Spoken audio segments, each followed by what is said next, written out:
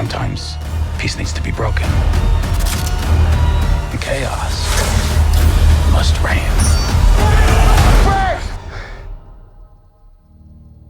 Mind putting the hatchet down? I was raised to believe in grace. But I was also raised to believe in retribution.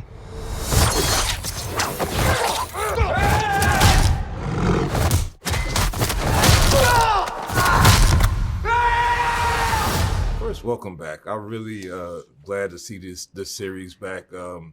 I've been a big fan of you from Private Pile and Adventures in Babysitting and all that stuff, and it's always been good to see you on the screen.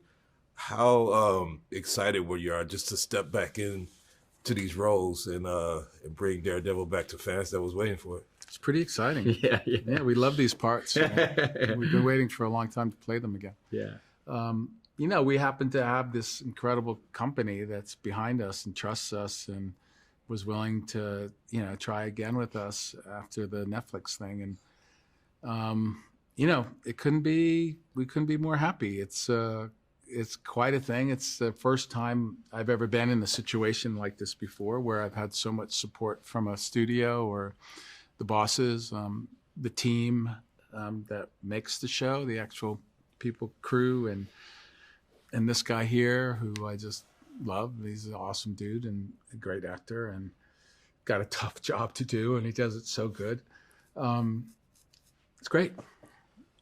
I know that you've been a bouncer and a bodyguard before. Do you ever like dig back into that when you're bringing out some of the tough guy that you have to portray into Wilson Fisk? Is that anything that you pull from Yeah, I mean, I don't claim to be a tough guy, like, at all. I was doing that job because it was cash, and it was hard to keep a job when you're going to school and doing theater. You have to disappear, and the only people that would ever let me disappear was like clubs that I worked for, or when I started bodyguarding, I could always tag team with another guy, you know, to take my spot. So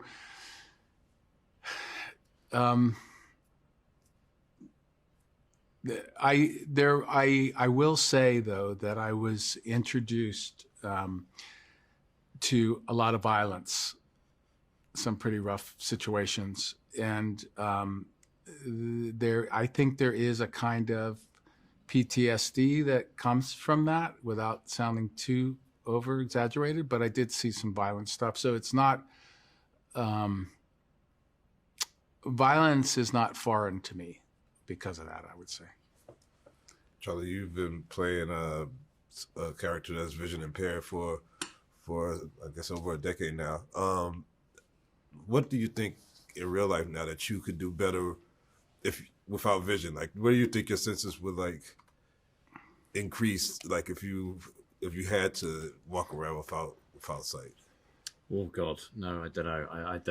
I wouldn't. You know, that's a tough road. You know, and I'm really humbled by the people that I've met from the blind community who have you know have experienced any form of vision loss. You know, so I'm honored to play this character, and obviously I'm dealing with a slightly different situation insofar as that he's a superhero and in Daredevil history. You know, he develops kind of like a sonar sense and an ability to quote unquote see without his eyes, as it were. But you know, my job, I'm an actor, and I don't claim to really know what that experience is going to be like. I would hate to insinuate that, but what's really cool is I have met a number of people who've been suffered from some form of physical disability or some, you know, adversity in their lives, and have found strength from this character or from this show, and it's meant a lot to them, and I'm humbled by that as well. You know. I know that we've just seen the success of Captain America: Brave New World, which came from Falcon and the Winter Soldier on the Disney Plus series. Is there any hope? I know you played in Spider-Man Way Home. But is there any hope to see Wilson Fisk and Matt Murdock in this on the big screen in a standalone? Do you guys? I mean, there's hope. Yes, but we don't know, like, if that's actually going to work out. Like, it's we're going to be the last ones to find out if it is something like that. So, yeah, I mean, I think we both hope that we can get involved in all kinds of things when it comes to these characters because we like playing them so much, you know. And the idea of entering the films is exciting because we're both, you know, film actors.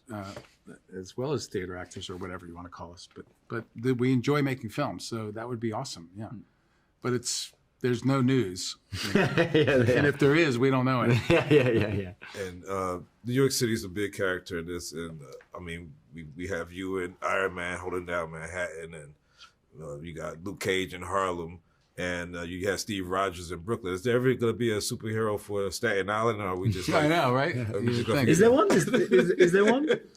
Maybe, isn't well? He's not a superhero.